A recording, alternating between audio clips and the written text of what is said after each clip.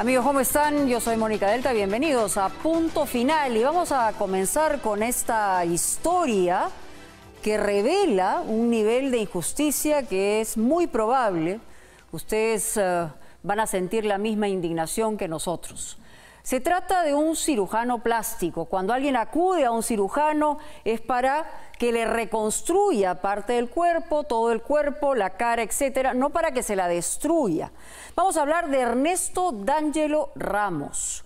Él tiene 2 condenas por mala praxis, es decir, mala práctica médica. Además, se niega a pagar reparaciones y sigue como si nada. No solamente en el ámbito privado, sino también sigue trabajando en un hospital del Estado. Beto Villar tiene la historia. ¿Dónde estaba tu tatuaje? En este lado. En esa parte. En forma tribal, ¿no? ¿Y él qué te había dicho? Que te iba a pasar un láser y lo iba a desaparecer, lo iba a borrar. Claro, él me dijo a mí, me ofreció borrármelo, ¿no? Digo, en el momento que tú hacemos el contrato, tú no vives bajo yo me hago responsable de todo. Que me la ha pasado cuantísimas veces me ha pasado, no sé cuántas veces me la ha pasado, que ha provocado quemadura de 13 grados.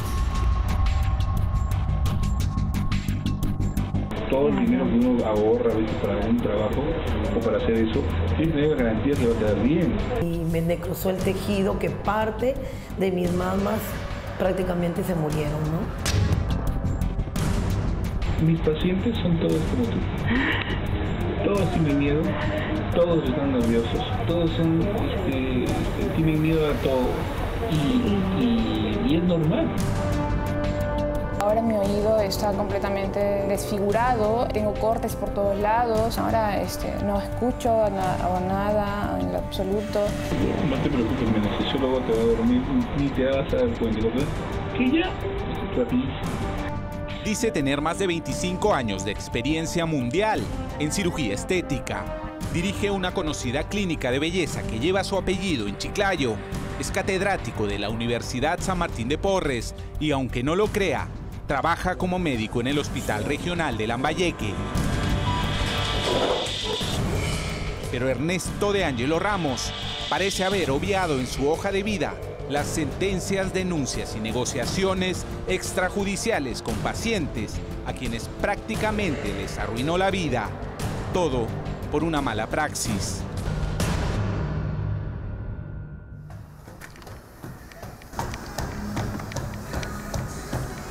Jackson Plasencia soñaba con ser físico-culturista y empezó su carrera a los 16 años.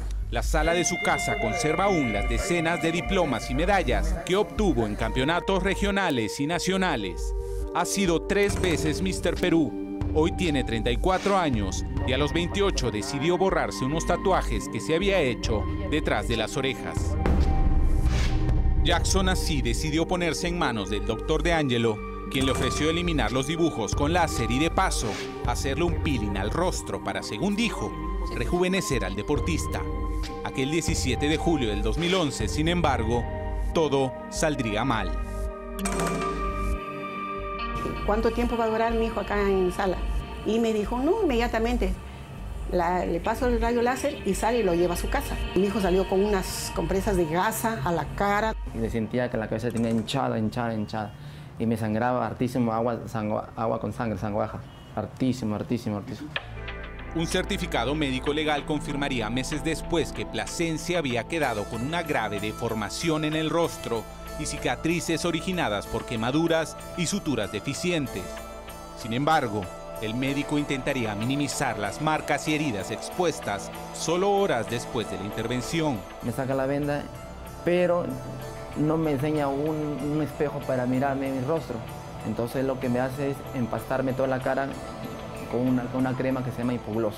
Pero me había prohibido que me esté mirando el espejo porque se podía inflamar mirándome el espejo. ¿Tú te mirabas al espejo? Yo casi no miraba.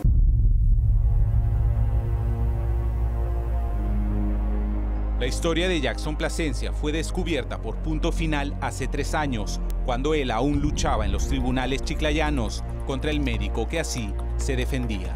Él es el responsable por no haberse cuidado personalmente como debía haberse hecho anteriormente. Para entonces, el fisicoculturista sufría una fuerte depresión, ocultaba las cicatrices en el rostro con el cabello largo y se sometía a algunas de las 7 cirugías reconstructivas para recuperar el rostro que alguna vez tuvo. Sin embargo, la esposa de DeAngelo se refería a él de esta manera. Ese señor está acostumbrado, tiene condena, está en la condena. Nada más, estudia psicológicamente su aspecto corporal.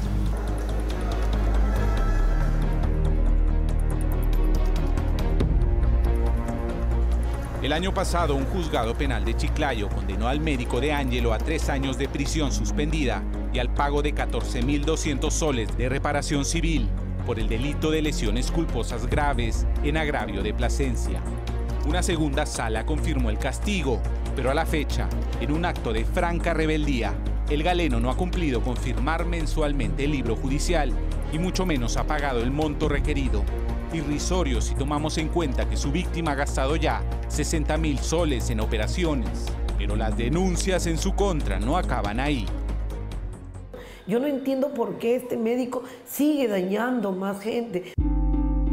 Lo que dice Madeleine Tirado, otra de sus pacientes, es cierto. Buenas. Voy a tomarse a doctora. DeAngelo, como lo pudimos confirmar, sigue atendiendo en su consultorio y evaluando a personas permitiéndose, por decirlo de algún modo, irreverentes confianzas.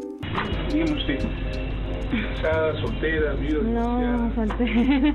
¿Cuántos hijos tiene? Ni uno. Por favor. La señora Tirado llegó el 2008 al consultorio de este doctor para realizarse una disminución del busto. Sin embargo, una vez más, las cosas salieron mal.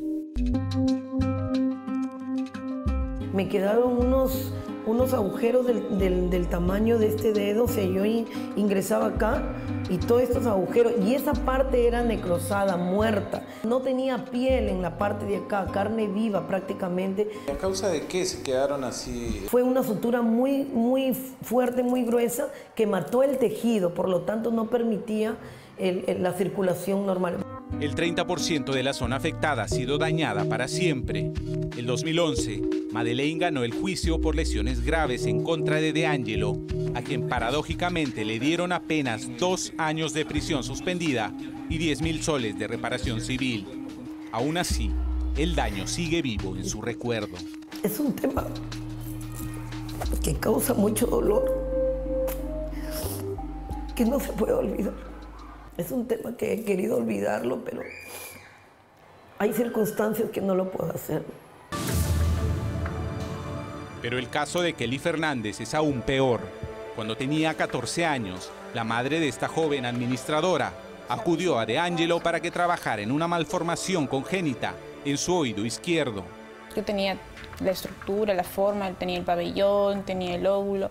Solo tenía que ampliar lo que me mencionan otros médicos, tenía que ampliar o poner un expansor para que pueda tener 100% ya la forma de un oído. Vanagloriándose de su experiencia como cirujano plástico, DeAngelo propuso y luego colocó una prótesis de silicona en el oído de Kelly. No obstante, casi de inmediato, los problemas empezaron. Ahí nada más en corto periodo de semanas, creo, empezó a abrirse la herida, a supurar, tenía constantes dolores, era horrible. El cirujano decidió extraer las prótesis y colocar un líquido para, según cuenta Kelly, dar nuevamente forma a su oreja. Pero nada de eso ocurrió. El pabellón ya no tengo la forma, el óvulo del oído que lo tenía en una posición ahora está en otra. Prácticamente mi oído lo he perdido, no escucho nada en lo absoluto.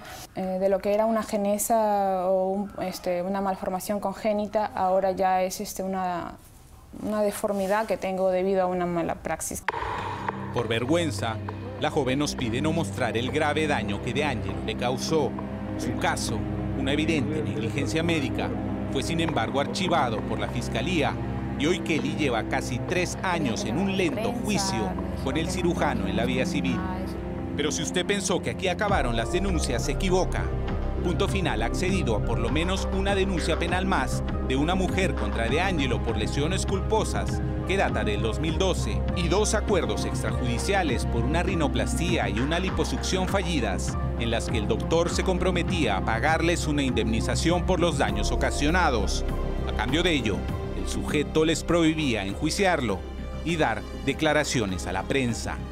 Se preguntará entonces cómo un médico con tan cuestionable hoja de vida pueda seguir ejerciendo su profesión o, peor aún, cómo puede enseñar medicina en la Universidad San Martín de Porres de Chiclayo y trabajar como médico principal del Hospital Regional de Lambayeque. Una consulta, ¿las malas praxis han sido pacientes del hospital? No, particulares. Entonces no podrían nosotros tener una responsabilidad si es que el doctor sigue trabajando con nosotros. Nosotros no hemos tenido ningún problema con él. Así de fácil, así de simple. El Hospital del Estado prefiere obviar la oscura hoja de vida de De Angelo y pone a los pacientes asegurados, literalmente, en sus manos. El doctor Juan Cruz Venegas, decano del Colegio Médico de Chiclayo, parecía sorprendido por el historial de denuncias contra uno de sus más conspicuos y activos miembros. El 2013, 2 años después de la denuncia que hizo el fisicoculturista, De Angelo recibió solo una amonestación pública, en buena cuenta, un llamado de atención entre sus colegas, una cachetadita pero que nadie se entere, una suerte de cocacho de profesor. Plasencia, por supuesto, se sintió estafado y nosotros, después de conversar con el decano, también. La persona interesada en este caso, ¿por qué no ha apelado?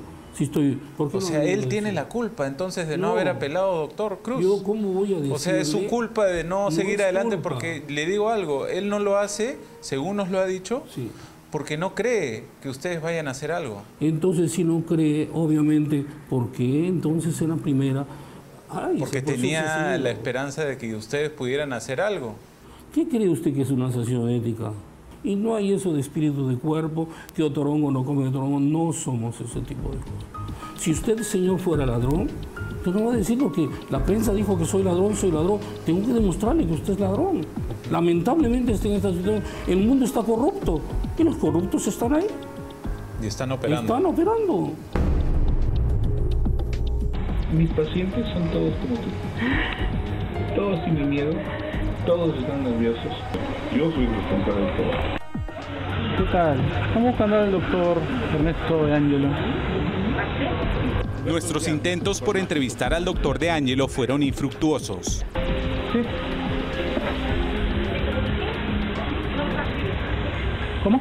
¿Le comuniqué al doctor? ¿Hay alguna razón por la que no nos haya recibido? Tu llamada será transferida a una casilla de voz. ¿Qué más podemos hacer? Es evidente que no nos quiere contestar. 979. Deja tu... Jackson Plasencia teme por su vida, pues según dice, él y su abogado han recibido amenazas del propio médico, pero aún así piden que la justicia lo mande a la cárcel por incumplir con la sentencia. Las demás víctimas piden que alguna institución tenga la valentía de prohibirle seguir ejerciendo, aunque tal parece que en Chiclayo es demasiado fácil tener licencia para dañar y vivir tranquilo.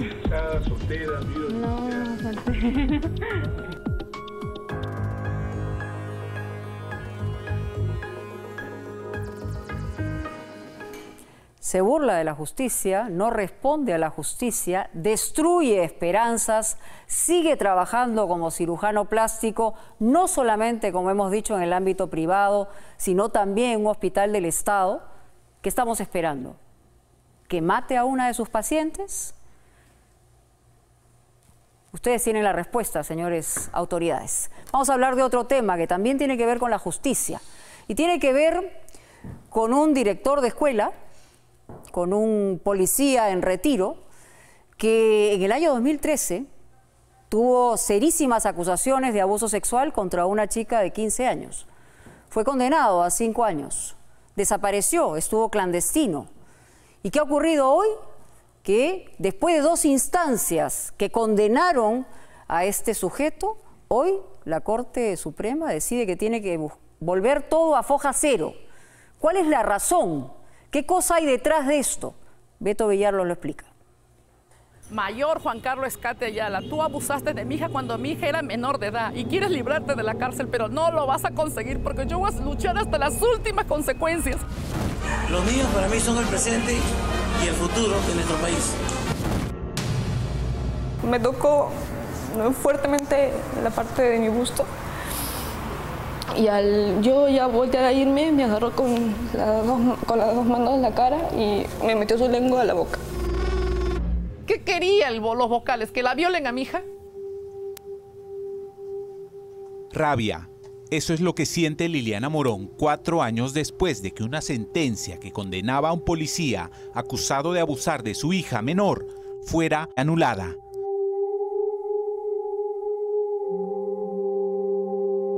Un policía que, según lo comprobó el Ministerio Público, tocó y besó a la fuerza al adolescente entonces de 15 años dentro de la oficina en la que, escuche bien, trabajaba como director del Colegio Teodosio Franco García, en Ica. El mayor de la policía, Juan Carlos Escate Ayala, 49 años y natural del Callao, parecía tener muy claros los objetivos que quería lograr como cabeza de la institución a la que llegó a fines de febrero del 2013. Como director, mi objetivo primero es que la disciplina se mantenga como siempre lo han tenido todo tipo de colegios policiales. Este tipo de colegio, su columna vertebral es la disciplina. En este video, el entonces oficial recorre las aulas con solemnidad y revela su entusiasmo por el rol que deberá cumplir. Soy nieto de iqueño, es la tercera vez que vengo a trabajar en esta hermosa tierra. No le tengo miedo a los temblores ni a los terremotos. Pero quizá Escate jamás imaginó que el remesón más fuerte de su carrera llegaría apenas 3 meses después de asumir como director. La tarde del 27 de mayo del 2013, el día en que habría ocurrido el abuso, la hija mayor de Liliana Morón, quien para entonces cursaba el 5º de secundaria, le pidió a su profesora irse a su casa. Mi hija se sentía mal, se ahogaba, no podía respirar. Y le dice al auxiliar, señor auxiliar, que es Alex Pillaca, le dice, por favor, quiero retirarme porque me siento mal. Estoy que me ahogo, le dice así. Entonces, no, que el director tiene que dar la orden. Entonces, llámelo al director para que dé la orden. Le dice, sí, mija. Entonces, llama al director por teléfono, el auxiliar, y arriba, en el 3er piso, el director tiene un departamento, arriba, en el mismo colegio. Sí, baja él y le dice, a ver, ya, pasa a la oficina, pasa a mi oficina, le dice. La oficina del director es acá. Era acá la oficina del director. Ahí estaba su escritorio, unos muebles, todo eso. Era la dirección. En este lugar donde ahora se apilan desordenados decenas de libros, es donde alrededor de las 4:45 de la tarde se habría producido el abuso. Pasa mi hija, cierra una puerta, cierra la otra puerta y le encierra a mi hija dentro. El director le dice, a ver, ¿qué es lo que tienes? Me siento mal, le dice, pero espérate, ahorita toca el recreo, le dice. La conversación, que debió ser breve, pues se trataba solo de una autorización, pronto se tornaría extraña. Pero fue tu santo, le dijo, si quieres, mira, te voy a regalar botas, nos encontramos acá a la vuelta. Que él le dijo, no, si, mi hija decía, no puedo recibir. No, mi mamá no me permite eso, le dice, no le dices a tu mamá, le engañas que una amiga te ha regalado, que esto, que lo otro, te compro tus botas, tus jeans, le dice. Fue entonces que, según relató la menor a la fiscalía, empezó la agresión del hoy mayor en retiro, Escate Ayala. Comienza él a manosearla, le dice, a ver, ¿tienes tu pantaloneta? Le dice así. Sí tengo, sí tengo, señor director, le dice mi hija. Entonces, para ver, le dice, le levanta la falda, le mete la mano, todo la comienza a manosear. Mi hija se asusta y se para, pues, y entonces ella quiere salir y él le pone la mano en la puerta que ella va a abrir. Encerrada y asustada, la adolescente permaneció inmóvil y en segundos ocurrió todo. Hoy, siendo ya mayor de edad, ella cuenta lo que ocurrió, pero nos pide no mostrar su rostro, pues aún las heridas son profundas. Según explica la madre, la joven debía volver a su casa en taxi, donde la esperarían para pagar la carrera, pero dice que el policía se ofreció a pagarlo y aprovechó ese momento para tocarla. Agarró los 20 soles, me lo puso en mi camisa, en el uniforme, en mi blusa. Me tocó fuertemente la parte de mi busto. Y al yo ya voltear a irme, me agarró con las dos manos en la cara y me metió su lengua a la boca. Aterrorizada por la agresión y sin saber qué hacer, la estudiante logró escapar. Y acá salió mi hija corriendo de frente, ahí hasta el baño. De frente se fue al baño a lavarse la boca, todo eso, mi hijita. Lloré un rato. Después fui a mi salón. Le dije a mi profesora que ya me habían dado permiso para retirarme. Salí muy mal, consternada. Llegué a mi casa. Mi mamá me veía triste, sofocada, miedo. Me preguntó qué me pasa y yo le dije, nada, mamá.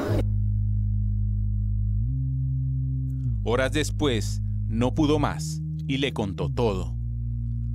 La denuncia fue hecha ante la fiscalía a la mañana siguiente del hecho. Un examen médico confirmó que había un moretón en el pecho de la jovencita. Liliana, la madre, tenía solo una cosa en mente. Lo único que yo pedía era que lo retiraran del cargo porque ya había una denuncia en la fiscalía. Sin embargo, la policía solo sancionó con 2 días de suspensión al director, quien luego retomó sus labores. A mí nadie me saca del colegio, le decía a todas las profesoras, a mí nadie me saca del colegio y nadie me sacará del colegio. Dicho y hecho, señor Beto, nadie lo sacó del colegio, ni inspectoría, ni el general de bienestar, ni el coronel de bienestar. Lo que empezó después, según la madre, fue una suerte de amenaza silenciosa en contra de su hija. Y entraba al salón donde estaba mi hija. Como ya sabía que ya lo habíamos denunciado, ¿cómo? Imagínate, cómo la miraba caliente y todos tenían que pararse. Mi hija me decía, mamá, me quisiera aventar del tercer piso, matarlo, algo hacer. Mamá me dice, hijita, confía en tu madre. Le digo, hija, confía en tu madre, que tu madre va a hacer justicia. La madre cuenta que Escate Ayala sabía que su hija pasaba por esporádicos cuadros de depresión que nacieron a partir de un hecho trágico. La muerte de su tío, también policía, quien mató a su mujer y luego se suicidó cuando la menor tenía 6 años. Liliana le confió este secreto al entonces oficial, esperando que ayudara a su hija. Pero sería precisamente aquella delicada situación la que éste usaría como argumento para desmerecer la denuncia durante el juicio que siguió por tocamientos indebidos y actos contra el pudor. Al yo denunciar, me tomó como si fuera una loca, que estoy loca y que veo personas muertas y que altero todo. Aquel último año de colegio no fueron solo los compañeros de clase del adolescente, sino incluso algunos profesores quienes le dieron la espalda. Había un par de profesoras que decían que yo me lo busqué, que yo iba con la falda muy pequeña, que le provocaba al director y muchas cosas más.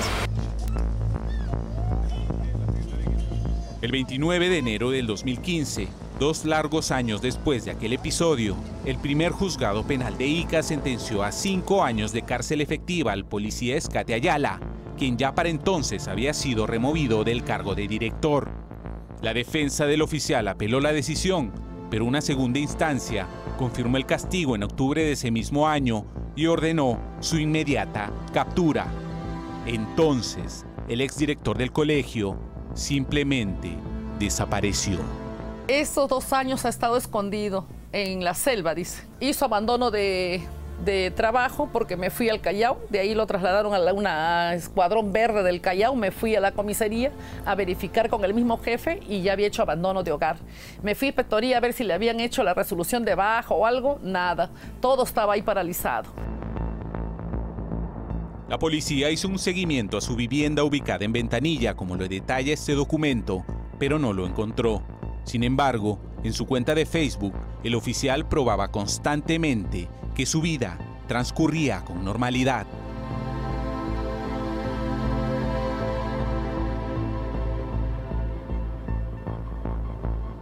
Lo peor, sin embargo, fue la noticia que la señora Morón recibió el 21 de diciembre del año pasado.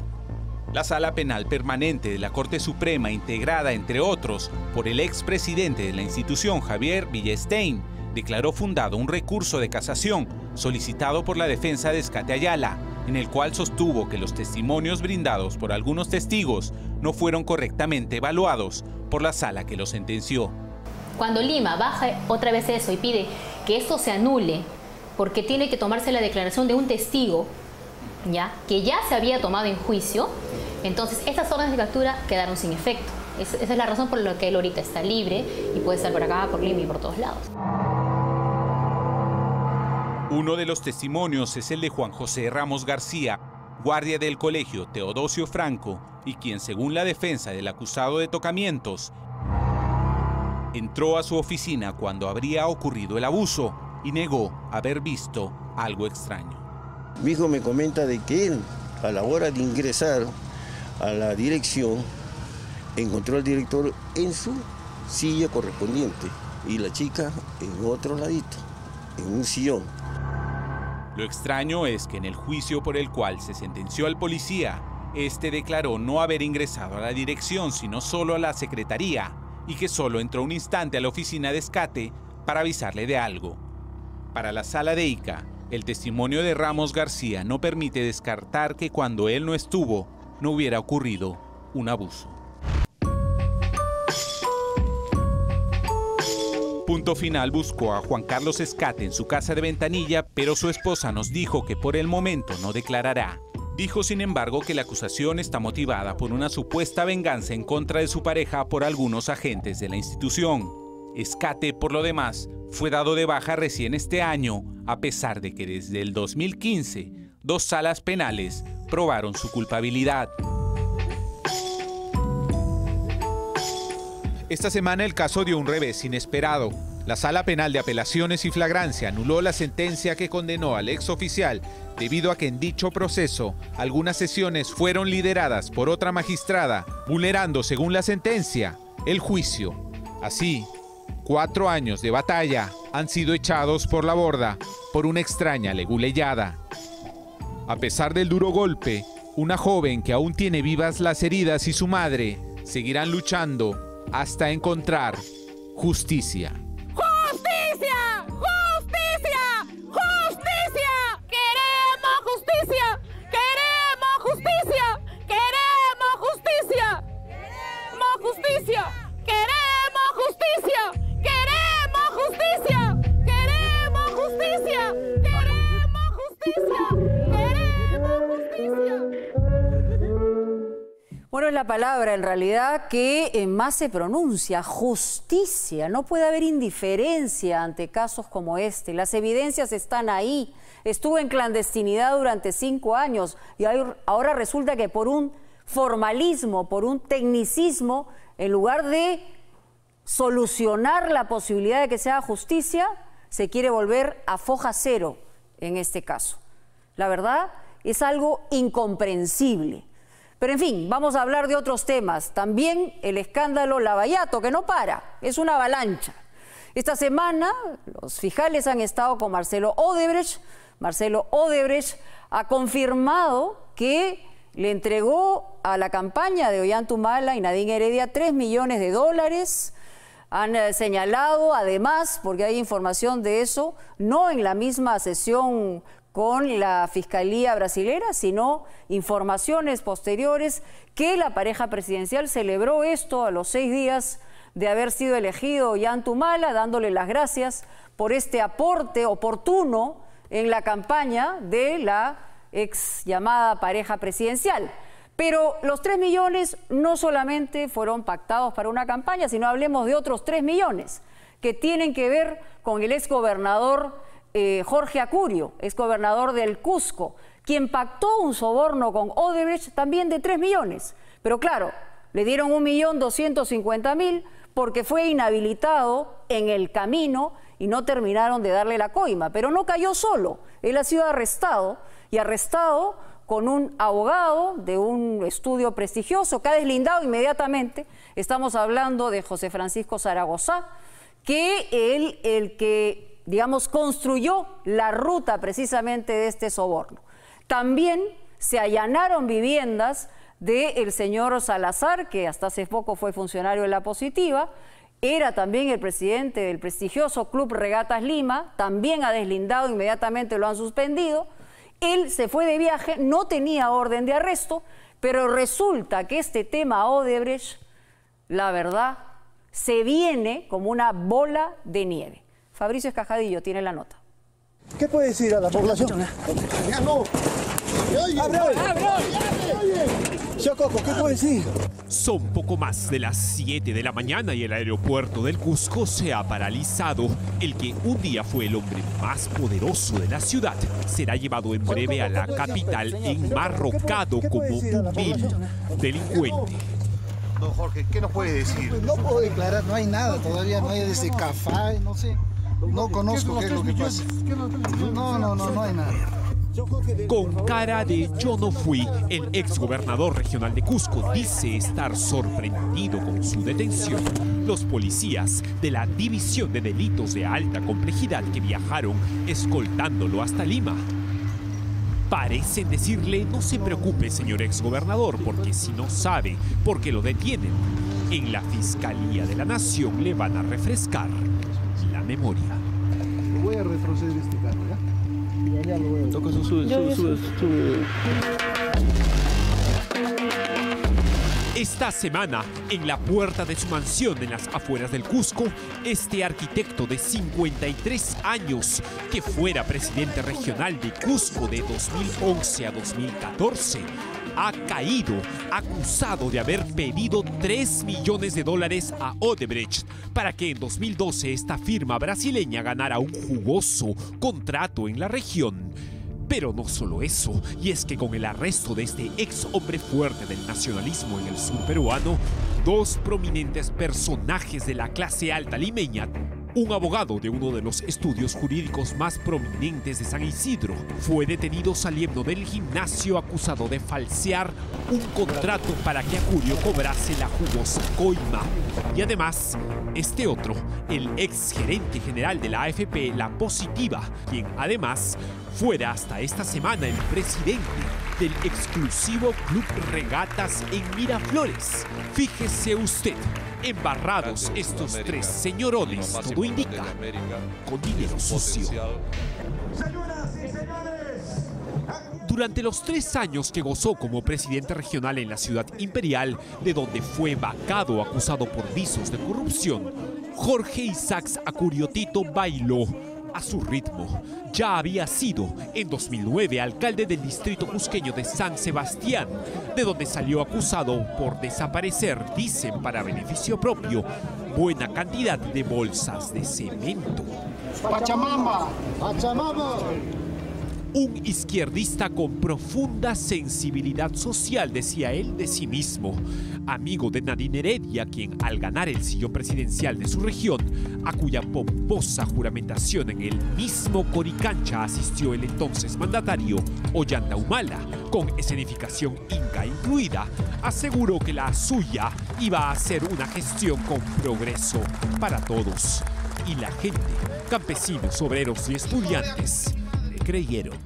Por el pueblo, desde abajo, desde adentro, sí, juro.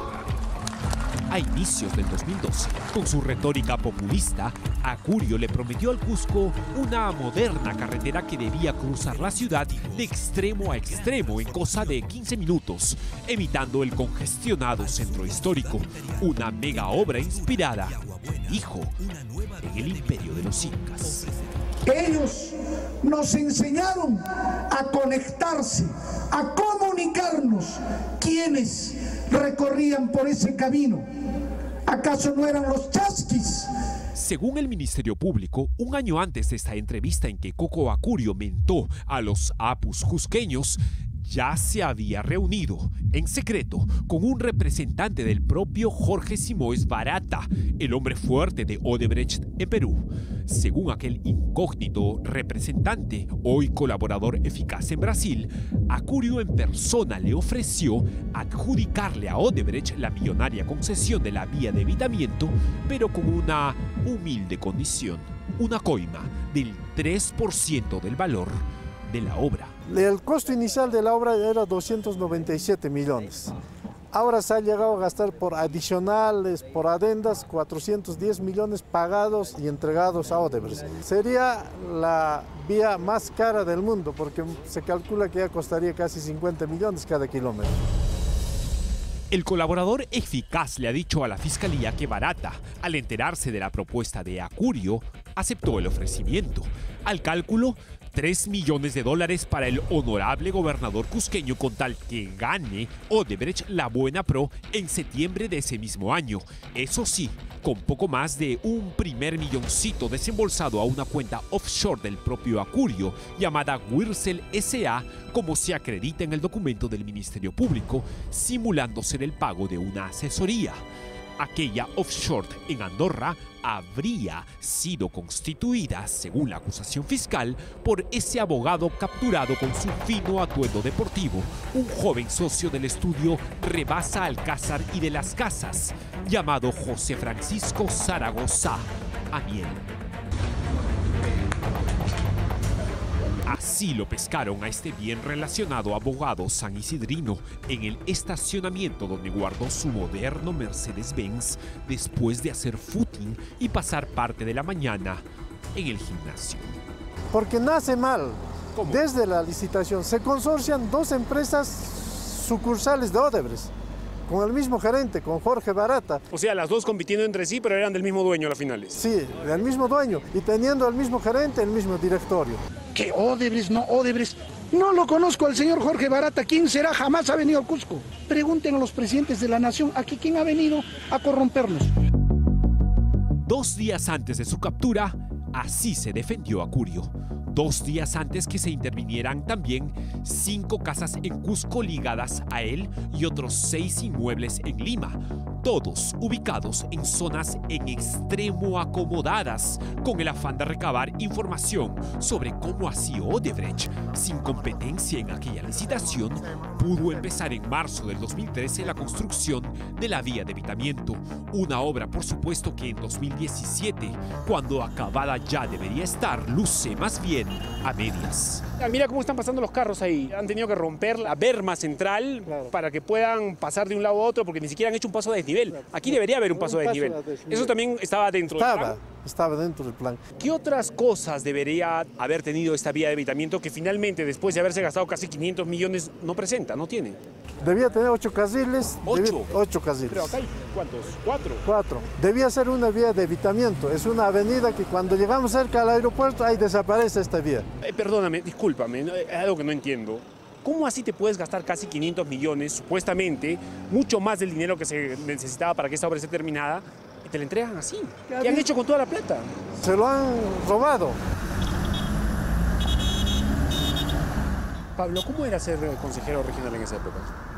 Muy difícil. Cualquier acción que nosotros hacíamos, directamente nos confrontaban con la población y también algunos medios de comunicación que entraban en contubernio, tratativas con la parte ejecutiva. Con el gobierno regional. Exactamente, y nos lapidaban. El expresidente Jorge Acurio Tito fue el único presidente regional del nacionalismo a nivel del país. Todas las denuncias que hacíamos, el Ministerio Público estaba agarrotado. Hemos viajado con nuestro propio peculio a Lima, hemos entregado toda esta documentación a Contraloría, al Congreso de la República, a la Comisión de Fiscalización, pero hicieron oídos sordos y guardaron toda la documentación que llevamos. Hasta que ha venido la versión de Brasil y se han acogido a la confesión sincera y recién el Ministerio Público dice, acá sí tengo que intervenir. Por eso es que para nosotros está más que claro, y todo Cusco sabe, que la protección de Ollanta Humala y Nadine Heredia hacia el gobierno de Jorge Acurio Tito fue bastante claro. Milton Barrionuevo, Elena Ascarza y Pablo Olivera son 3 de los 12 consejeros regionales que existían en Cusco mientras Acurio estuvo en el poder.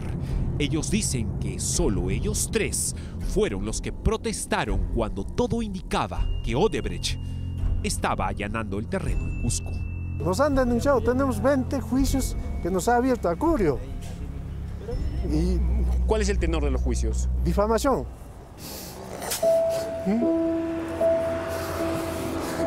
Veo gente pobre en mi provincia, gente que no tiene que comer, y esta plata se lo han tirado corruptos que están metidos en nuestra región, que están metidos a nivel nacional. Y lo que más me duele, Fabricio, es que han venido con una propuesta nacionalista. Supuestamente patriótica. Patriótica. Cuando se lanzó este proyecto, el Colegio de Ingenieros, ¿no?, Filial Cusco, lanzó pues su extrañeza. Es impresionante que una vía de 9 kilómetros cueste pues los 297 millones. Casi 300 millones de soles para apenas 9 kilómetros de vía sin acabar. Antes de regresar a Lima, sin embargo, conocimos un último detalle que podría dar luces mejores de lo que en la ciudad imperial realmente pasó cuando el exgobernador hizo lo que hizo. Convencimos al exalcalde municipal de aquella época, Luis Flores, quien nos contó que esa vía de evitamiento en Cusco nunca salió de la cabeza de Acurio ni de los suyos, sino que meses antes fue un plan creado en su despacho y, digamos, encarecido luego, sin mayor razón. Estos que están acá son los planos en cuestión del estudio. Exactamente, fíjate, dice construcción de la vía de evitamiento. Es del año 2010, esto, ¿verdad? Acá está en octubre del 2010. Señor Flores, ¿cuánto iba a costar hacer la vía de evitamiento? Alrededor de 130 millones de soles. 130 millones. 130 millones. Y bueno, llamó la atención cuando convocaron para una licitación por 297 millones. Ya estaba valorizada toda la obra y lo único que habíamos pedido es que se transfieran los recursos para que la municipalidad lo ejecute. No ocurrió así. No ocurrió así. ¿Qué podría haber ocurrido en un proyecto del gobierno regional para que se eleve tanto el precio? Bueno, eso es lo que nos llama la atención. Porque de 130 a 290 y luego que termine en 450 es un montón, son casi 4 o 5 veces más. Es bastante. Yo en su momento advertí, lamentablemente se distorsionó más allá, pusieron otro perfil, otro expediente técnico, y bueno, convocaron para el expediente técnico para que lo ejecute la empresa que ganaba. Yo tengo 90 años de edad. Antes no había esa clase de robos. Creo que respecto a la prisión es correcto, si efectivamente existen indicios de responsabilidad, pero tienen que pagar. Aquella persona que tenía conocimiento, si hablaban, lo denunciaban, pues entonces por miedo nadie podía decir nada. Y siempre toda la vida así ha sido. Mucha mafia, mucha corrupción, mucho robo, mucho apacentamiento. Poder Judicial también debe actuar enérgicamente, sea para grandes, sea para chicos. La ley debe caer igual y debe ser transparente la investigación, señor. Para acabar, un detalle. Fuentes de dentro de la Fiscalía limeña nos han adelantado que habría la posibilidad de más estudios jurídicos de renombre vinculados a una supuesta red corrupta que aceitó no solo a Acurio en Cusco, sino a más autoridades peruanas ligadas a Odebrecht. Una danza de millones mal habidos que a este señor podrían mandarlo a prisión bastantes años, para vergüenza de buena parte de nuestra clase política. Caiga quien caiga, que la corrupción ya se arranque de raíz.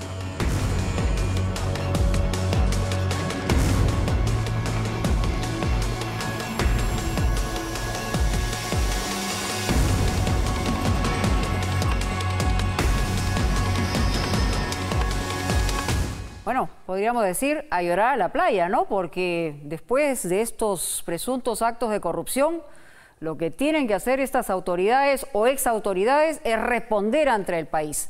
Y Fabricio Escajadillo dice que en manos de la Fiscalía está un reporte que fue entregado a la Comisión PARI en el Congreso anterior, donde se investiga a 25 estudios de abogados aquí en el país y presuntas, supuestas vinculaciones con el caso Lavallato o el caso Odebrecht. Marcelo Odebrecht ha señalado que él ha hablado ante los fiscales en Brasil, mencionado el propio procurador de Brasil.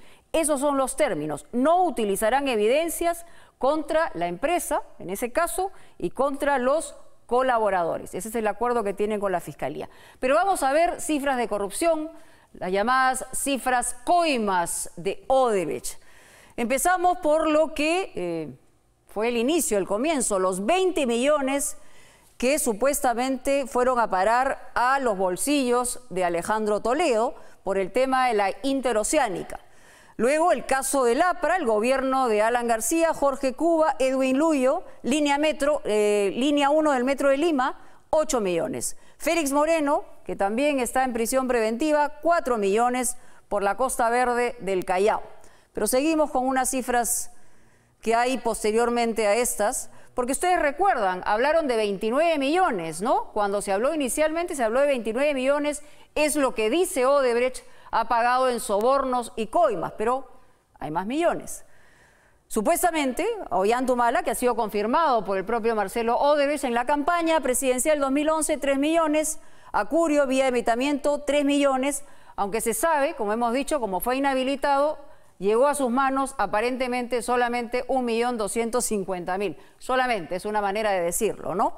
Y finalmente, el total de esto que acabamos de señalar son 38 millones de dólares, pero las coimas que han reconocido los representantes de Odebrecht en Brasil ante la justicia brasileña y también a la justicia norteamericana, que es por donde salió primero la información, es 29 millones. Así estamos, una lluvia de millones que están vinculados a coimas y sobornos. ¿Qué más va a venir? Nadie lo sabe.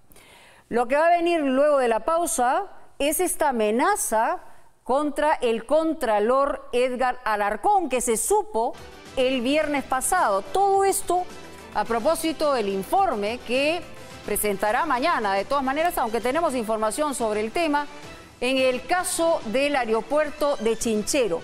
Pero le llegó vía email una amenaza directa al contralor, donde entre otras cosas, no voy a repetir evidentemente las palabras soeces, pero dicen lo siguiente, ¿no?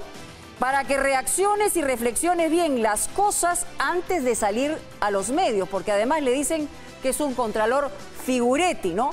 Te dejo una motivación como advertencia de lo que puede pasar, si sigues así. Deja de fregar, lo vamos a decir de esa manera, deja de salir en la prensa, si no, despídete de tu familia. Una cosa tremenda que ha impactado en medios de comunicación y evidentemente ya hay una respuesta. Vamos a decirlo todo luego de la pausa.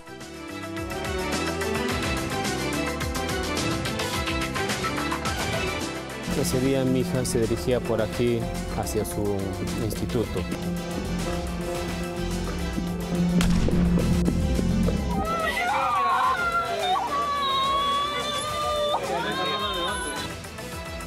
Se paró un carro.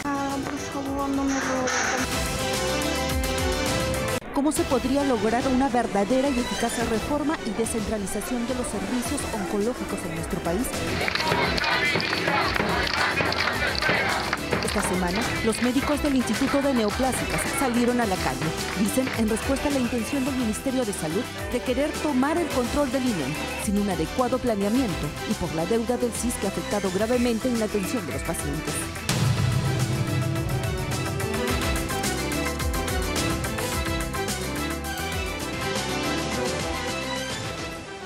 ¿Qué cosa está en juego en el caso de Chinchero? ¿Qué o quiénes pueden estar detrás de la amenaza de muerte al propio Contralor de la República?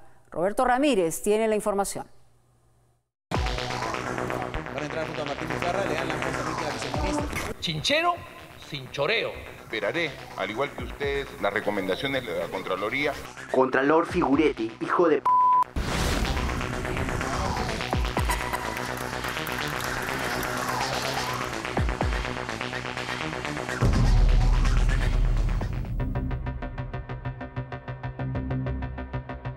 Mañana lunes, la Contraloría General de la República presentará un informe clave.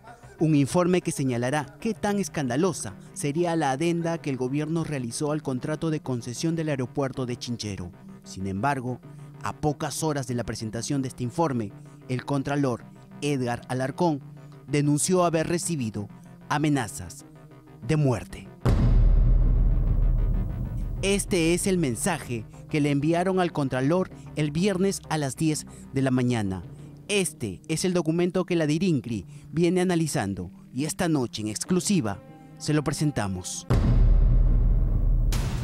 Contralor Figuretti, hijo de p***, te crees vivo, quieres hacerte famoso con el informe de Chinchero, te gustan los medios, siempre quieres hacer un circo político. Te venimos observando desde el año pasado. Sabemos tus movimientos, el de tu familia y de tu gente de confianza. Sabemos a la hora que salen, dónde estudian, qué hacen, etc. Están chequeados, te observamos y seguimos tus pasos todos los días. Lo mismo pasa con tus hijos y tu gente. ¿Qué intereses tienes detrás de todo? ¿Quién te estará financiando? Para que reacciones y reflexiones bien las cosas antes de salir a los medios. Te dejo una motivación como advertencia de lo que puede pasar si sigues así. Deja de salir en prensa. Si no, despídete de tu familia. Las cosas no van a cambiar. No juegues al héroe. Ya sabes, chincheros y vaca. Caso contrario, te vamos a dar por donde más te va a doler. El informe de la Contraloría es clave para que el fujimorismo acuerde la presentación de una moción de censura en contra del ministro de Transportes Martín Vizcarra, a quien se le acusa de favorecer escandalosamente a Kunturwasi. La concesión es 40 años desde la firma, por lo tanto la concesión termina en julio del año 2054. El último jueves, el Cusco esperaba y se desesperaba. Estos pobladores del Cusco caminaban al borde de un ataque de nervios y el ministro Martín Vizcarra, con su té de tilo, era interpelado y estaba al borde de la censura. Había una preocupación por mi presencia aquí en el Congreso, como que viniera yo a un campo de batalla y como que no supieran si iba a regresar o no de él.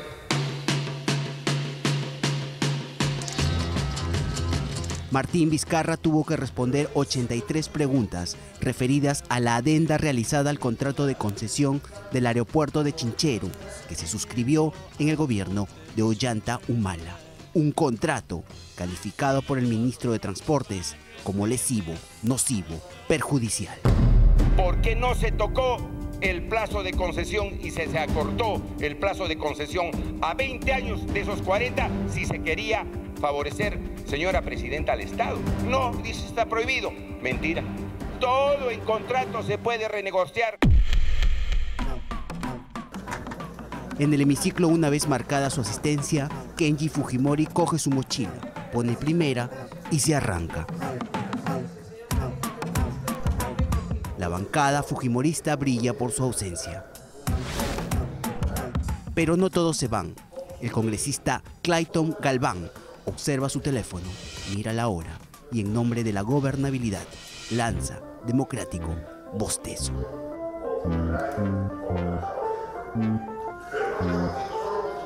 El ministro intentó buscar una solución que no paralice la obra y que mejore ese mal contrato firmado por el gobierno anterior.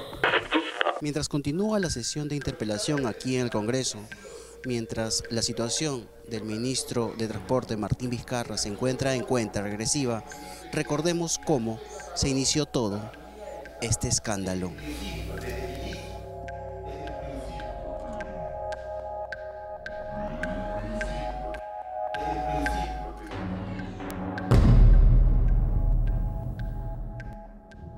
Desde hace 40 años, los pobladores del Cusco vienen pidiendo un nuevo aeropuerto.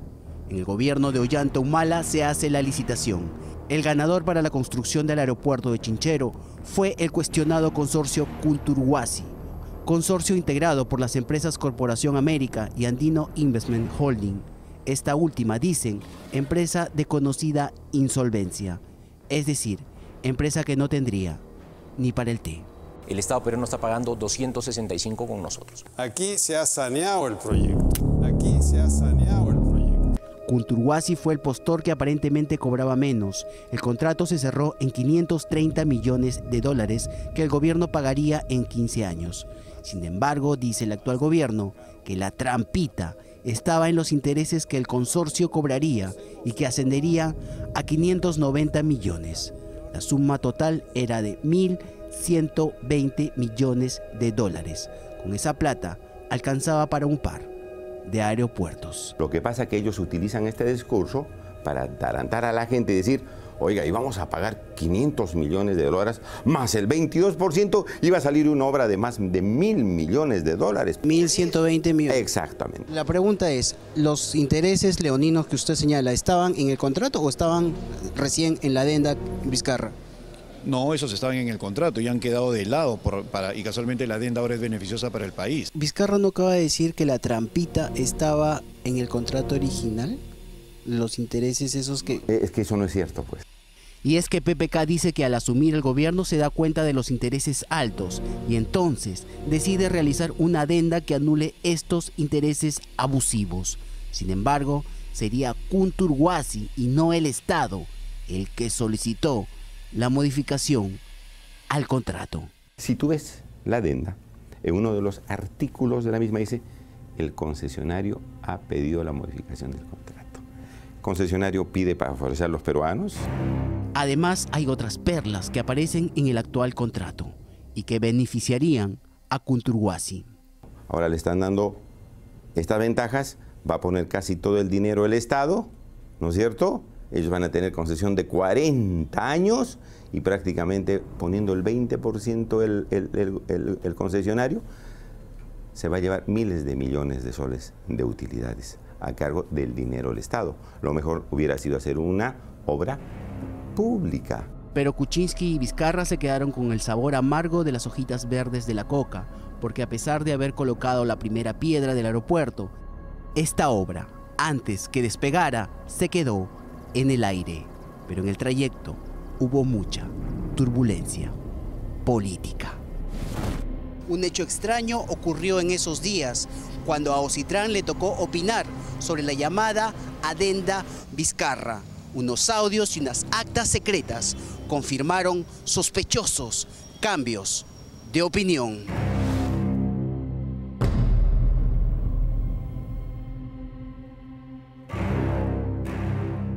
Ocitrán, organismo supervisor, dio una importante opinión sobre esta bendita adenda. La opinión fue que no era beneficiosa para el Estado peruano, y así parecían estar de acuerdo los tres directores de Ocitrán. Pero eso es peligrosísimo, ¿no? Exacto. O sea, va a poner el capital en el momento en que es más factible que se quite. Y otra parte, que es la más importante, la ponemos en la etapa 3. ¿Y hay justificación del MTC para eso? No. Uy. Parece que eso está, así como lo ha redactado el MTC, o son brutos o lo han dicho a propósito. Sin embargo, a los 2 días de esta reunión, 2 de los directores de Ocitrán, Augusto Dahmer y Antonio Balbuena, cambiaron extrañamente de opinión. Ambos desecharon los informes técnicos del organismo supervisor. No puede ser que hagan esto. Sobre todo lamento, y se los digo a los dos, que hayan desconocido el acuerdo de la sesión anterior en la que dijimos que iba a ser opinión desfavorable con recomendaciones. Sin ningún argumento, dijeron, no, yo voy a dar opinión favorable. No han hecho una sola pregunta, no han dicho, mira, ya cambié de opinión, nada. Lo que vino después ya es historia conocida. Patricia Benavente renunció y Ocitrán terminó opinando a favor de la llamada adenda Vizcarra. Pero volvamos a la sesión de interpelación aquí en el Congreso de la República. Aplaudan, más, aplaudan, la mesa que más aplaude, aplaudan. ¿Queremos chinchero? Sí, sin choreo. Chinchero, sin choreo.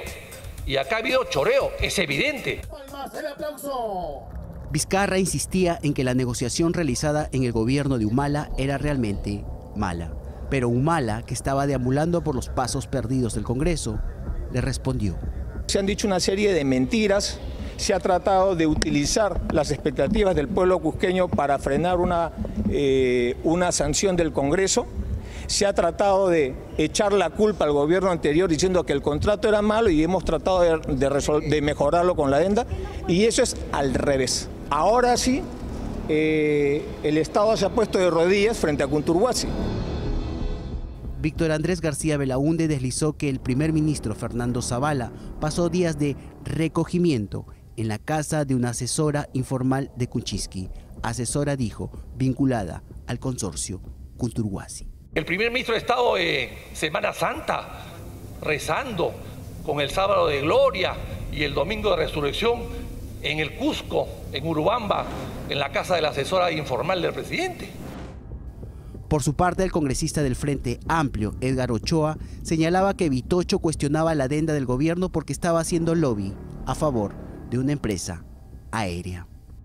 Quien parece ser que es lobista de esto, lobista de la empresa Latam, y con todo respeto al señor Belaunde, se fue a República Dominicana al matrimonio del hijo del presidente del directorio de Latam. ¿Quién hace el lobismo acá, presidenta? Congresista, ¿fue o no fue al matrimonio de la hija del funcionario de LAM? Sí, sí. Sí, un matrimonio había mucha gente, yo estaba muy cerca, así que fui. Digamos, ¿Cuál es el problema? No, el problema lo planteó el congresista que dice que hay una especie de lobby. No, nada, yo voy a muchos matrimonios. ¿Quién es el socio que tampoco pone plata? Algunos parlamentarios pidieron su renuncia, otros cárcel para Vizcarra. Pero tampoco faltaron los congresistas a los que al también primer vicepresidente de la República le habría gustado decirle: no me defiendas, compadre. No le va a pasar nada, ministro.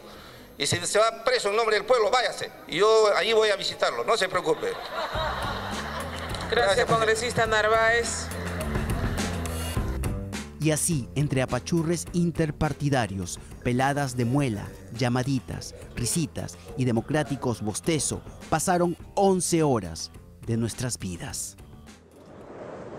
El aeropuerto de Chinchero espera atender a 6.000 pasajeros por día y en un futuro, en unos 40 o 50 años, pretende atender a 20.000 usuarios diariamente.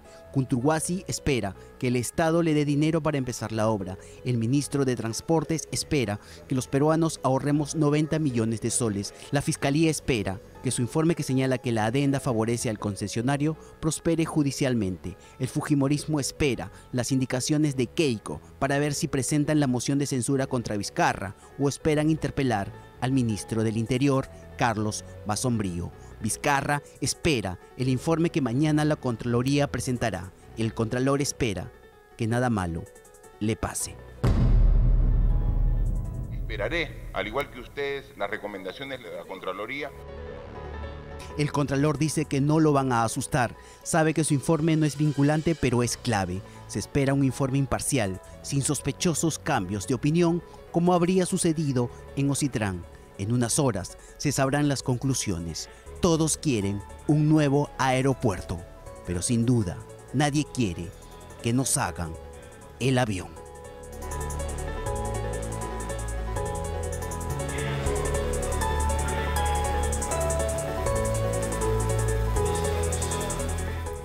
Varias cosas que puntualizar. En realidad el viernes ha sido telúrico porque terminaba la interpelación al ministro Vizcarra, pero el mismo viernes se reunieron con el Contralor, esto es la información que nos ha llegado, el ministro de Economía, Alfredo Torne, el ministro Vizcarra y el Contralor.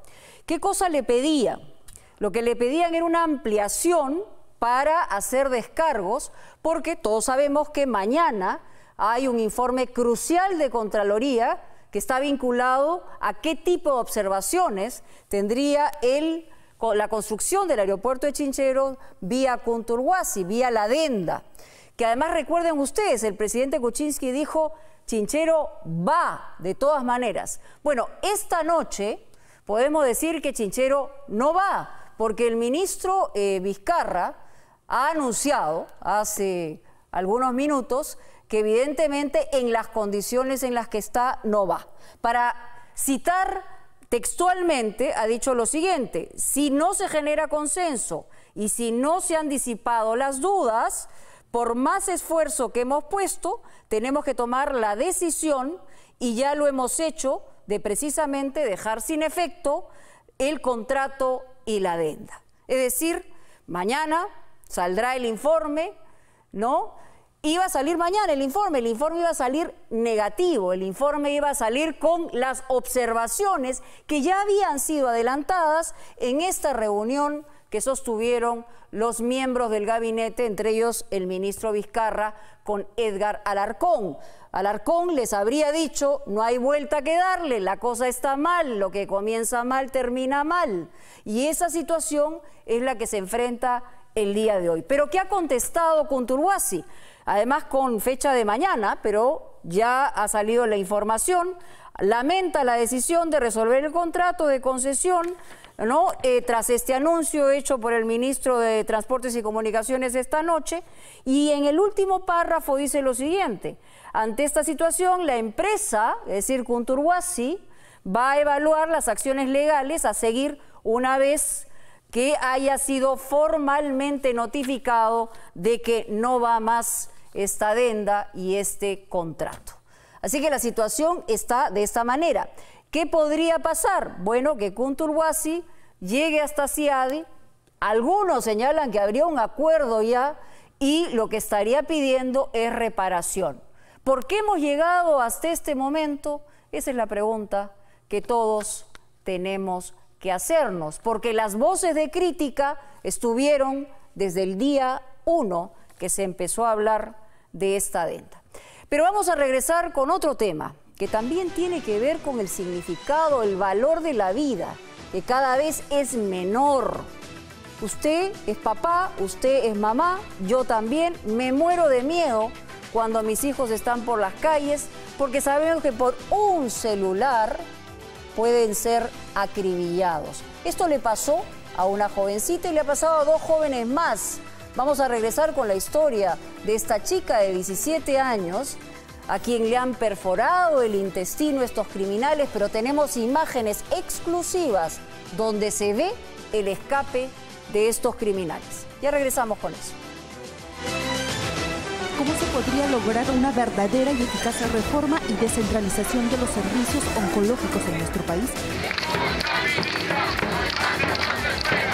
Esta semana, los médicos del Instituto de Neoplásicas salieron a la calle. Dicen, en respuesta a la intención del Ministerio de Salud de querer tomar el control del INEM sin un adecuado planeamiento y por la deuda del CIS que ha afectado gravemente en la atención de los pacientes.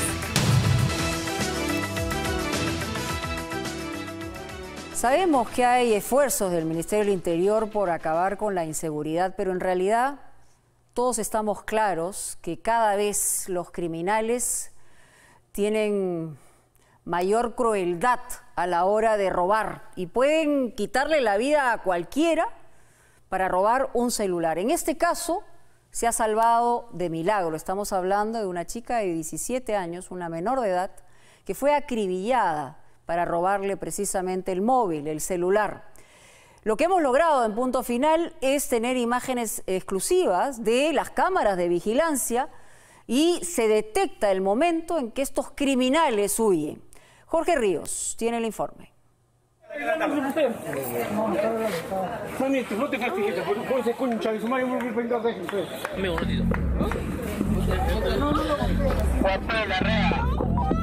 Ese día mi hija se dirigía por aquí hacia su instituto.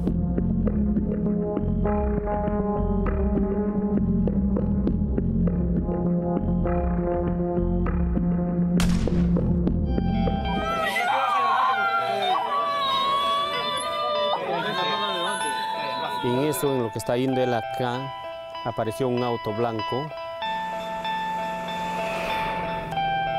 ¿Pasó por acá el auto? Sí, pasó por ahí. Y bajó un sujeto, de frente se dirigió a esta vereda. Le disparó a mi hija y mi hija se cayó aquí.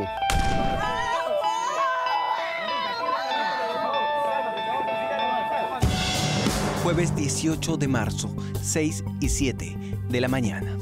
Vea con atención la parte izquierda de su pantalla. Es la calle Luis Montero en Los Olivos y por ella aparece la joven estudiante quien hace solo un momento acaba de salir de su casa.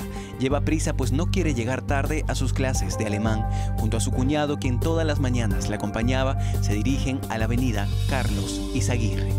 Todo parece normal si no fuese porque solo un minuto antes, a las 6 y 6 de la mañana, este auto blanco con 2 malditos delincuentes al interior, desgraciadamente, se cruzó en su camino.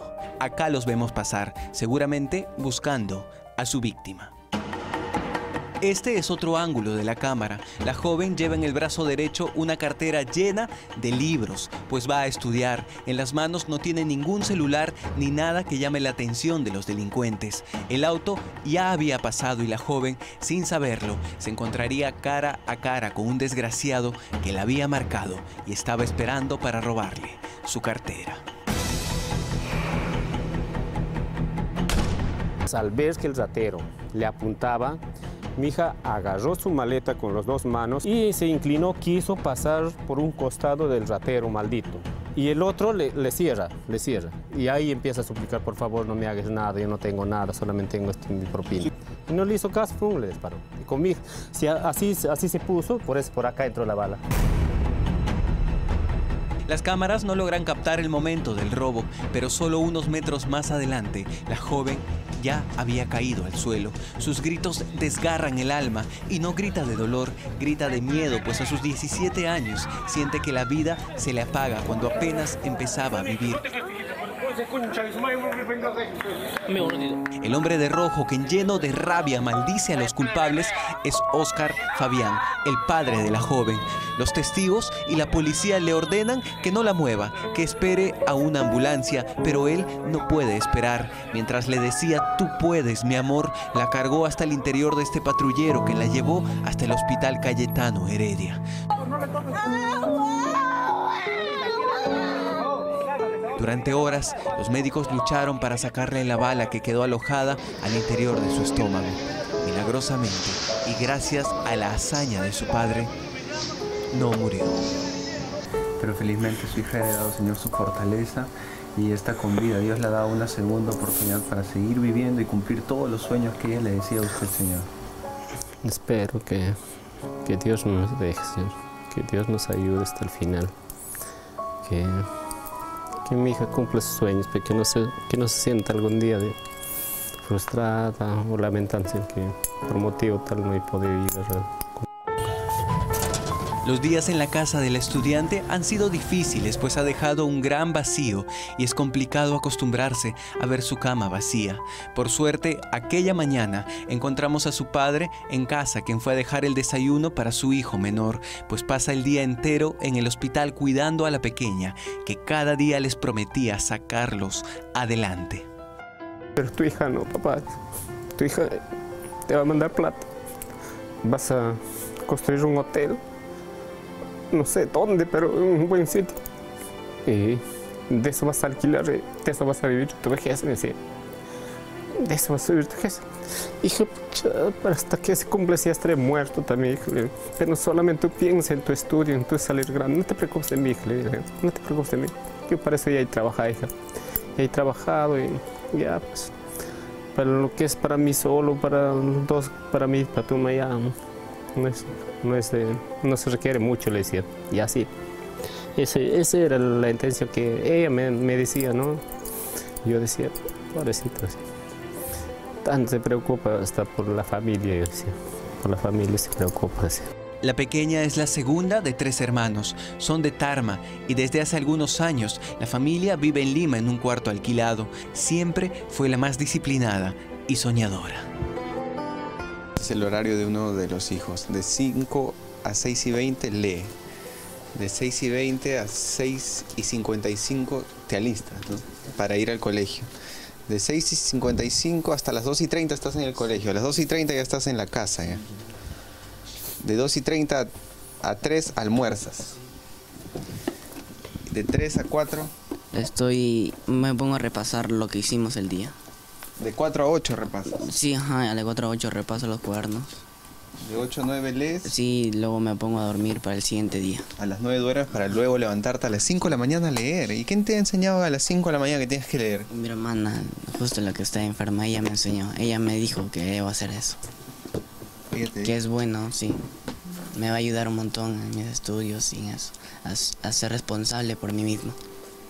¿Es por eso que tú te levantas a las 5? Sí, me levanto a las 5 de la mañana. ¿Qué te dijo tu hermana para que tú decidas? Porque es difícil levantarse a las 5 de la mañana. Sí, es difícil. Y mis hermanas la hacían y yo aprendí de ellos. Yo soy el último y yo la sigo a ellas porque ellas lo hacían, las dos la hacían. Y sí, son muy hermanas. Me decían que yo ponga de mi parte, ¿sabes? No tenemos mucha economía y que debería de poner de mi parte y debo estudiar mucho para sacar adelante a mi familia. Lamentablemente, pero este maldito que nos le malogra pues, a una niña que tiene bastantes aspiraciones para el futuro. Pero estos malditos no cometieron el robo perfecto. Estas son las ratas en plena huida. Las cámaras de seguridad de la empresa Osiris lograron capturar el preciso momento en el que estas lacras escapan a bordo de un auto Nissan color blanco luego de disparar a la estudiante. El conductor es un hombre rechoncho que viste un polo amarillo, el mismo que le abre la puerta delantera a su cómplice, un cobarde delincuente que usa un sombrero y lleva puesta una camiseta de un equipo de fútbol. Poco les importa que una movilidad escolar repleta de niños haya observado todo. En solo segundos escapan. Estas imágenes ya están en manos de los agentes de la Dirincri, quienes les siguen el rastro al gordo que conducía y al maldito que disparó. Bueno, como mi hija lo protegía, mi hija mayormente él lo protegía porque no tenía de valor, sino él se basaba que tenía sus libros importantes, que esos libros bastante le valen, y solamente cuando nos venden solamente, hay un día que puedes comprar, te pasaste ese día, perdiste tu libro hasta la próxima, que te digo, hasta el próximo siglo que viene. Entonces mi hija lo cuidaba su libro mucho. Y encima tenía sus cuadernos que había venido haciendo sus clases, donde tenía para que repase o estudie, ¿no? Tenía cosas importantes, pero para el estudio. Y entonces eso lo protegía a ella. A eso se basaba, ¿no? Y el maldito habrá pensado que tenía ahí un laptop, o no sé, cosas de valores, pero lamentablemente no fue así, pues, señor, mi hija solamente inocentemente él protegió sus cosas de... Claro, inconscientemente, por un acto de reflejo, protegió sus libros. Sí, pues. Ese día, la joven olvidó el celular en casa y en la cartera solo tenía sus costosos libros que tanto les costó comprarlos y que son el instrumento que usa para estudiar. Por eso intentó rogar que no se los lleven. Estamos yendo por el camino, yo no tenía celular en la mano, solo estaba llevando mi cartera, que era color negro, y mi cuñado estaba llevando su maleta. Los dos estábamos yendo lo más rápido porque ya nos estábamos haciendo tarde. Yo le digo, ya Carlos, hay que caminar rápido porque vamos a llegar tarde. Entonces, y estamos caminando y en ahí se paró un carro y salió un chico medio gordito con la pistola y al toque me apuntó a mí y me dijo, deme tu maleta. Y yo le dije, yo abrí la maleta en ese momento, abrí la maleta y le hice ver los cuadernos. Le dije, no tengo nada, por favor, no me robes. Solo tengo mi propina y mi pasaje, yo me voy a estudiar. Por Encima favor, le rogó eso. Por favor, no me hagas nada. No le escuchó su súplica, le disparó. Yo le pediría encarecidamente al señor ministro de Interiores que por favor, señor ministro, toma acciones en esta medida. A través del Twitter, el ministro del Interior dice estar muy dolido y que el único camino que conoce para evitar que esto continúe es seguir trabajando. Pero al parecer los índices de delincuencia en nuestro país van en aumento y las ratas se reproducen. Ese mismo día, mientras la joven estudiante de alemán luchaba por recuperarse, en San Martín de Porres, otro estudiante era asaltado. Mire cómo estos malditos que rondaban a bordo de una mototaxi lo interceptan. Su objetivo, quitarle el celular y la maleta de ropa que lleva consigo. El joven, por un acto de reflejo, intenta jalar el maletín. Es entonces que disparan. A matar. El joven, malherido, cae al suelo y sin ningún tipo de reparo y con total sangre fría, los delincuentes rebuscan sus bolsillos, le quitan el celular y huyen. Así permanece la pequeña, tendida en una cama de la unidad de cuidados intensivos del Hospital Cayetano Heredia. Si bien se recupera lentamente, la bala dañó sus intestinos y parte del colon. Su estado aún es delicado. Esto nos pudo pasar a cualquiera. Eran las 6 de la mañana, una hora en la que salimos de casa a trabajar, a estudiar o a hacer deporte. Al parecer ahora tendremos que salir con miedo, pues a esa misma hora también hay asesinos rondando por las calles dispuestos a matar por una cartera. Ella dice que estudia alemán porque su sueño es irse del país y convertirse en una gran periodista. La bala no logró matarla ni quebrar sus sueños. Su padre, su principal aliado, con una oración, ruega a Dios que su hija vuelva a ser la joven que era antes de cruzarse con dos malditos asesinos. Sáname, oh Jehová, porque mis huesos se estremecen.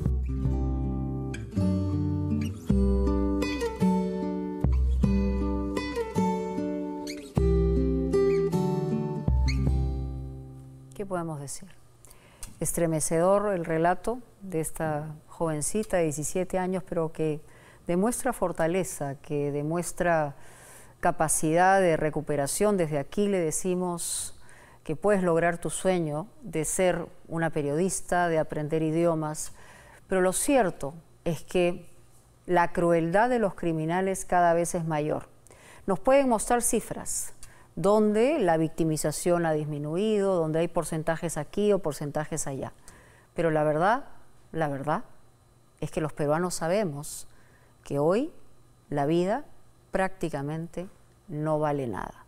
Y eso es algo que tenemos que enfrentar como país, como Estado y como un sistema judicial, policial y político que pueda darnos la protección que todos los peruanos merecemos.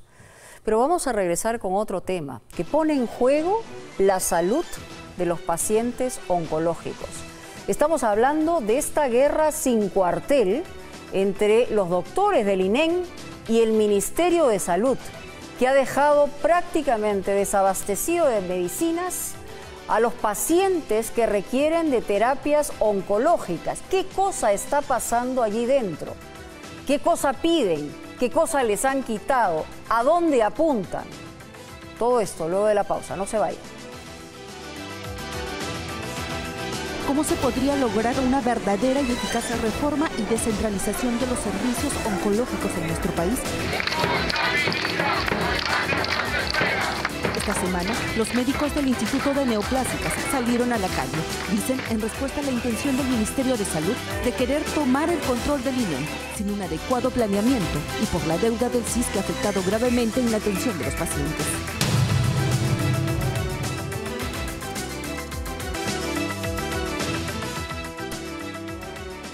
Bueno, como les había dicho, hay una crisis desatada, hay una guerra declarada aparentemente entre los médicos del Instituto Nacional de Enfermedades Neoplásicas, el más emblemático de enfermedades oncológicas, y el Ministerio de Salud. Al medio están los pacientes que sufren de cáncer. No tienen medicinas, están desabastecidos, incluso para las terapias oncológicas que no se pueden postergar. Marisol Choquehuanca hizo la investigación y este es el resultado. Jueves 7 de la mañana, Instituto Nacional de Enfermedades Neoplásicas INEN en Surquillo. Este es el área de los consultorios externos. Dentro, cientos de personas entre pacientes y familiares luchan por conseguir una cita médica. En el área de atenciones, la imagen no es distinta. Los pacientes que vienen aquí son de todas partes del país. Ellos esperan sobre las bancas, en sillas de ruedas o hasta en camillas. La demanda es enorme. Anualmente, el INEN atiende a 305.800 pacientes y no es suficiente. Un problema que arrastra por años y que ningún gobierno logró paliar eficazmente. Ninguno se proyectó a crear más centros referenciales como el INEN, ni en Lima ni en provincias. Entonces, ¿cómo se podría lograr una verdadera y eficaz reforma y descentralización de los servicios oncológicos en nuestro país? Como dice querer hacer la ministra de Salud, Patricia García. Esta semana, los médicos del Instituto de Neoplásicas salieron a la calle. Dicen, en respuesta a la intención del Ministerio de Salud de querer tomar el control del INEN sin un adecuado planeamiento y por la deuda del SIS que ha afectado gravemente en la atención de los pacientes. Empezamos a restringir procedimientos, tanto de quimioterapia, procedimientos médicos y cirugías. Por tal motivo es que nosotros, ante esta evidencia de que se va a reagudizar, hemos decidido hacer un plantón histórico con todos los asociados del cuerpo médico. Otra de las medidas del Ministerio de Salud ha sido cerrar la clínica que funcionaba dentro del INEN, una decisión que, según el cuerpo médico, los restringe de obtener recursos propios para equilibrar el bajo presupuesto. ¿Desde cuándo no hay clínica? En los pisos hace 2 semanas y media. Y ahorita no estamos aceptando iniciar más pacientes nuevos. Ya. Porque así, el cierre de la clínica inició las primeras semanas de abril, por la orden de la ministra. Esto era un punto importante porque nos dejaba un ingreso líquido de aproximadamente 7 millones de soles anuales y con eso se lograba compensar esa deficiencia. ¿Qué está pasando en el importante Instituto Nacional de Enfermedades Neoplásicas? ¿Qué cambios plantea el Ministerio de Salud y por qué el plantel médico lo rechaza? ¿Se está pensando realmente en el bienestar del paciente? Al presidente le invocaría a decir que si quiere cambiar el curso del manejo del cáncer en el Perú y ser óptimo en eso, que convoque a gente altamente especializada. Nosotros no estamos para luchar contra él, al contrario, estamos para aportar con todo lo que conocemos. Neoplásicas nació hace más de 40 años como Instituto Nacional del Cáncer, donde además de brindar atención médica, se realizan importantes trabajos de investigación y prevención contra esa enfermedad. En los 90 y 2000, el INEN obtuvo la categoría de Instituto Especializado de Enfermedades Neoplásicas y desde el año 2010 es un OPE, un organismo público ejecutor que por lo tanto goza de autonomía administrativa. Eso es lo que quiere cambiar ahora el Ministerio de Salud y convertir al INEN en un hospital más. Si nosotros contáramos con hospitales, unidades oncológicas, hospitales oncológicos que tengan todas las condiciones para que sea una atención de calidad, definitivamente se puede hacer todo este plan. Pero la pregunta es, ¿quién atiende y dónde se atiende? Uno de los reflejos tan grandes que se ha visto ayer es en la inauguración del Centro Oncológico de Iquitos. ¿Cómo se va a inaugurar un centro oncológico que no tiene personal para que atienda? En Iquitos, esta fue la reacción del personal de salud. Ellos rechazaron la presencia de la ministra que efectivamente había ido a inaugurar un centro oncológico. Esto no se arregla con disposiciones, esto no se arregla con decretos, esto se arregla trabajando desde las universidades, del residentado médico. De eso ahí se tiene que arreglar para que haya una atención de calidad. El cáncer, por un lado, no espera y por otro lado, entendiendo que los pacientes tienen derecho a ser atendidos como debe ser. El cáncer efectivamente no espera.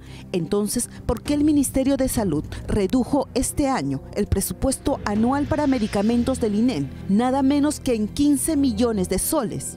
Desde el 2015, el presupuesto para medicamentos del INEN se ha reducido en 20 millones de soles. El 2016 se destinó más de 61 millones y para este 2017 apenas poco más de 46 millones de soles. Reiteramos, 15 millones de soles menos este año. Uno no puede decir a pacientes a los cuales se les venía dando tratamiento, ¿sabes qué? A partir de enero del 2017 ya no te voy a atender porque no... ¿Qué es eso? Esa es una irresponsabilidad muy grande. Eso explicaría por qué hace unos días la farmacia del INEN sufrió un preocupante desabastecimiento. Ya. Ah, ¿no había gasas? No ha habido. Ahorita en el hospital está desabastecido. Hay medicamentos que no te van a dar y te van a decir, me encanta comprarlo a la calle. Sí. Ahorita está en crisis el hospital.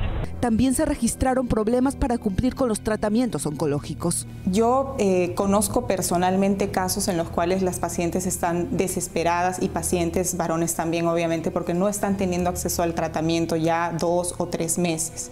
Ellos, si no tienen un tratamiento permanente, pues están realmente sufriendo riesgo de muerte, ¿no?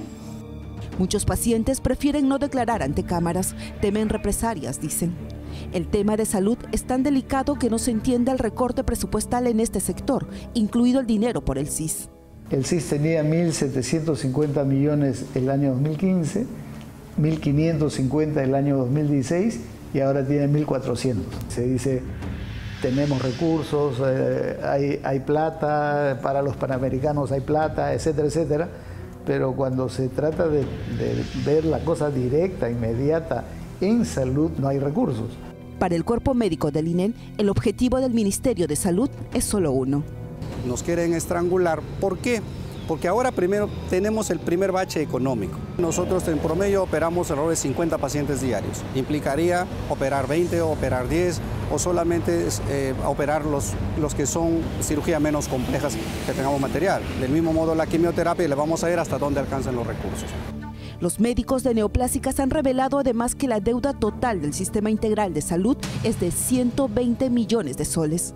Hace 3 días, el SIS transfirió poco más de 42 millones de soles a 7 hospitales de Lima, incluyendo el INEN, que recibió de eso poco más de 9 millones de soles, lo que solo es un paliativo, dicen los médicos. Eso es un avance al trabajo que vamos a hacer. ¿Qué quiere decir? Un pago por adelantado, lo referente a los ingresos de mayo a agosto del presente año. Eso simplemente es que te estoy pagando lo que vas a trabajar, pero no estoy saneando la deuda. Desde fines del año pasado, el gobierno intenta bajar el nivel del INEN. Mediante un decreto legislativo intentó restarle importantes funciones. Eso no fue aprobado, pero luego la ministra, mediante una resolución ministerial, dispuso la transferencia del INEN al MINSA. Una pregunta básica sería, ¿qué hospital del país tiene la capacidad óptima para atender a enfermos oncológicos? El INEN hoy tampoco está libre de quejas, incluso de malos tratos de parte del personal médico. La primera vez que tuve la cita con el doctor, una muy mala experiencia. El doctor nos trató re mal, yo lo quejé. Esta otra madre, quien tiene a su niña enferma, denunció en redes sociales haber sido maltratada. La llevé al INEN, supuestamente donde es un centro especializado para cáncer. Me maltrataron muy feo porque voy con mi hija que está mal, ven sus papeles y me dicen, no hay ningún médico, váyase al Hospital del Niño de San Borja. Un hospital oncológico infantil es otra gran necesidad para el país. ¿Cuál va a ser la descentralización? Arreglar el INEN, sacar a los niños del INEN, porque no pueden estar los niños con los adultos. Más o menos pues tendremos unos 15.000 niños con leucemia y cáncer y realmente no pueden estar haciendo colas, siendo maltratados. Sobre la clínica del INEN se dice que los médicos eran los más beneficiados porque duplicaban sus ingresos, algo que ellos rechazan. Nuestro sueldo no llega a 5.000 soles mensual, muy por debajo de algunos colegas, y ese trabajo obviamente son lo complementario al día, y clínica nos daba esa oportunidad. No descuidamos lo hospitalario porque del mismo modo trabajamos hasta la hora que nos corresponde, en este horario nuestro, 2 de la tarde trabajamos, y en las tardes pues se atendía a los pacientes con clínica. Y si la clínica del INEN ya no funciona, ¿a dónde se van esos pacientes? Así como el Estado compra servicios al sector privado, igualmente el sector público pueda atender pacientes que son privados y el seguro privado que tengan puedan pagar en el servicio público. Según el cuerpo médico del INEN, ellos están dispuestos a reformas y fiscalización, pero eso es algo que deben conversar y dicen que la ministra ni siquiera los ha convocado a un diálogo. ¿Qué pretende el Ministerio de Salud, que ha realizado cambios que afectan las atenciones de los pacientes del interior del país? Hasta hace unos días había los niveles de referencia, donde un paciente se diagnostica con cáncer y directamente vienen al hospital Neoplásicas. Eso se ha derogado y se ha cambiado. Si un paciente le toca el hospital de Puente Piedra, pues tiene que ir al hospital de Puente Piedra y no puede venir directamente al INEN. Solicitamos una entrevista con la ministra de Salud, Patricia García, o al menos con algún funcionario del MINSA para que respondan sobre todos los cuestionamientos planteados, para que le expliquen a la población sobre lo que está sucediendo, pero una vez más, decidieron callar.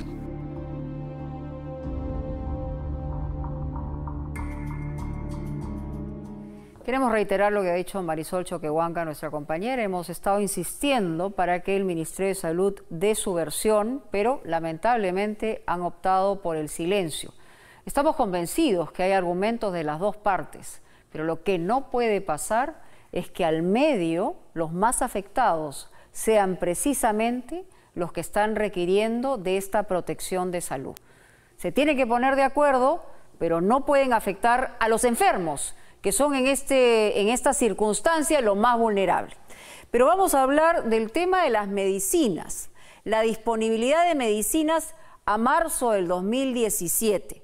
La fuente es el Sistema Integrado de Suministro de Medicamentos del Ministerio de Salud, es decir, es una fuente oficial.